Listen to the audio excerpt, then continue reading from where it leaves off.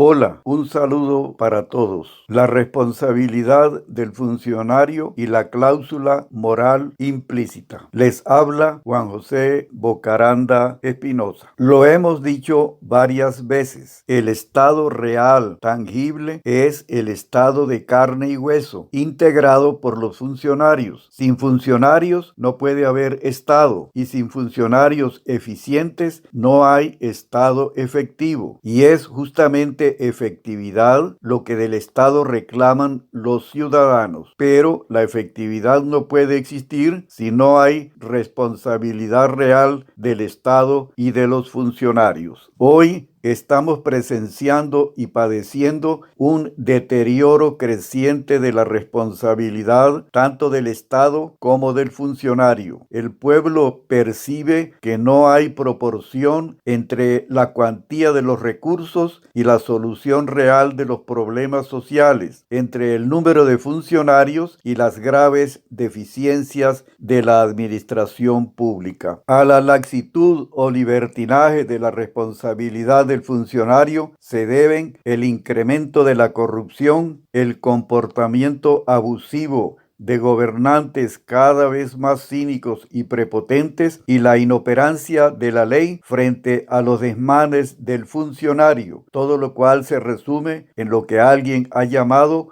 podredumbre en el ejercicio del poder. En el Estado de Derecho, la responsabilidad del funcionario yace bajo el signo exclusivo del principio jurídico, y en este sentido se hace referencia a la responsabilidad patrimonial del Estado y a la responsabilidad penal, civil y administrativa del funcionario, lo cual no responde a la magnitud de los problemas, por lo que no rinde soluciones ejemplarmente significativas. En otras palabras, el Estado de Derecho se queda corto en sus esfuerzos por disciplinar al funcionario y la autoridad del derecho se agota casi en la inutilidad debido a la ausencia de la fuerza moral necesaria que rescate la credibilidad del derecho. La alcahuetería, la complicidad y el acobijamiento mutuo de los funcionarios, la venalidad, el tráfico de influencias, las componendas, la repartición del botín, la capacidad de chantaje fomentan el irrespeto del funcionario a las sanciones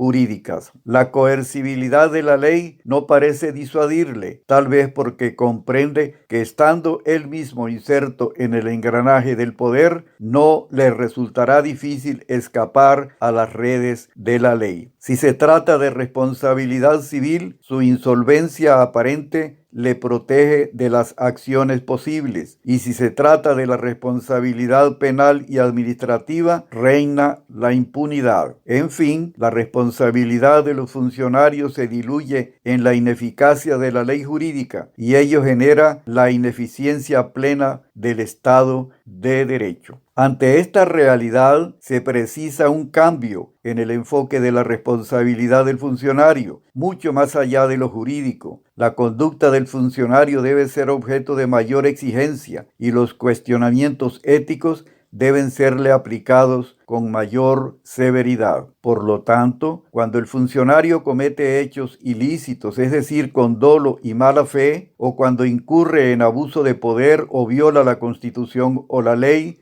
con intención deliberada, debe tomar parte el cuestionamiento moral. Ante el principio ético constitucional, el dolo y la mala fe deben ser enfocados como asuntos morales, como problemas de responsabilidad moral del funcionario. La conducta del funcionario no debe enfocarse secamente desde la sola perspectiva del derecho, porque es absolutamente imposible separar su condición de funcionario de su naturaleza de sujeto moral. Soslayar el problema de la responsabilidad moral del funcionario es abstraerse del punto donde radica todo el problema de la crisis del Estado, a saber, el fondo moral de las responsabilidades penal, civil y administrativa del funcionario. Así pues, ha llegado la hora de la redimensión moral de la responsabilidad del funcionario. Mientras no se emprenda esta tarea, resultará inútil la lucha contra la corrupción y por la disciplina del funcionario, y llegará el momento de la consumición de un Estado que no justifica su razón de ser. Salvo en lo relativo a su responsabilidad patrimonial, el Estado de Derecho se considera desvinculado moralmente de la responsabilidad penal, civil y administrativa del funcionario. Si el funcionario perpetra algún hecho de carácter penal como peculado, por ejemplo, se le somete a proceso y aun cuando resulte culpable, el Estado permanece al margen como simple víctima, sin sentirse involucrado a fondo en el problema cuya raíz es la falta de evaluación moral del funcionario. Y otro tanto si el funcionario ocasiona daños y perjuicios a los administrados. Se aplican las reglas jurídicas pertinentes que incluyen el derecho del Estado a repetir contra el funcionario y hasta ahí llega el asunto. No se tiene en cuenta que cuando un funcionario incurre en responsabilidad, el Estado se descalifica moralmente porque es culpable por la base. Es culpable porque no selecciona a los funcionarios debidamente con criterios éticos y de objetividad, y culpable porque no ejerce el debido control sobre el comportamiento cotidiano de los funcionarios. Se desemboca pues en esta alternativa: o el Estado se considera capaz para aumentar la exigencia de la responsabilidad del funcionario y hacerla efectiva, o se resigna vencido por las circunstancias. Por consiguiente, se desemboca en la conclusión de que ha llegado el momento de que el Estado adopte a plenitud el principio ético para revitalizarse y transmutarse en el Estado ético de derecho que espera el ciudadano. En el Estado ético de derecho, el concepto de responsabilidad del Estado y del funcionario adquiere nueva dimensión, además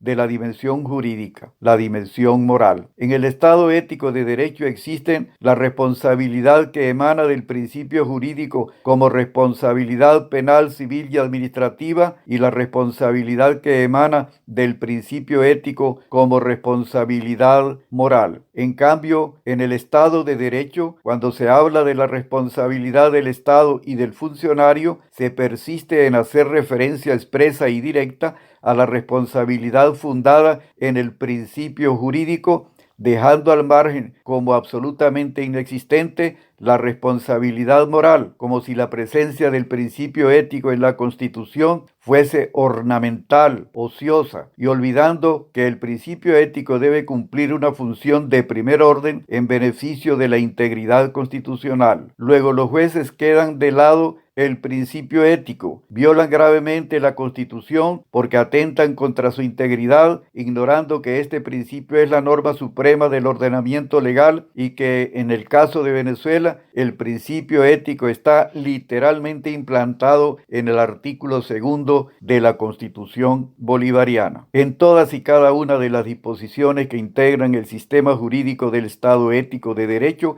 vale decir, en todo Estado cuya legislación establezca los derechos humanos, existen dos niveles informativos de determinación: el que genera el principio jurídico y el que genera el principio ético. Esto significa que en toda disposición constitucional, legal o sublegal del ordenamiento jurídico rige una cláusula moral implícita, que es el principio ético. Pese a toda resistencia o desdén, el principio ético está llamado a influir sobre todas y cada una de las normas del sistema jurídico. En consecuencia, su espíritu está presente también en las disposiciones constitucionales que de algún modo establecen la responsabilidad del Estado y del funcionario público. Estas disposiciones deben ser enfocadas íntegramente, es decir, desde la perspectiva del principio jurídico e igualmente desde la perspectiva del principio ético. De esta doble influencia se desprende que la tripartición de la responsabilidad en penal, civil y administrativa no agota el deber del funcionario, pues sobre él recae también la responsabilidad moral, y que en cada uno de los tipos de responsabilidad subyace siempre un elemento de responsabilidad moral, puesto que todo acto estatal es en el fondo un acto humano. Finalmente, que la responsabilidad moral del Estado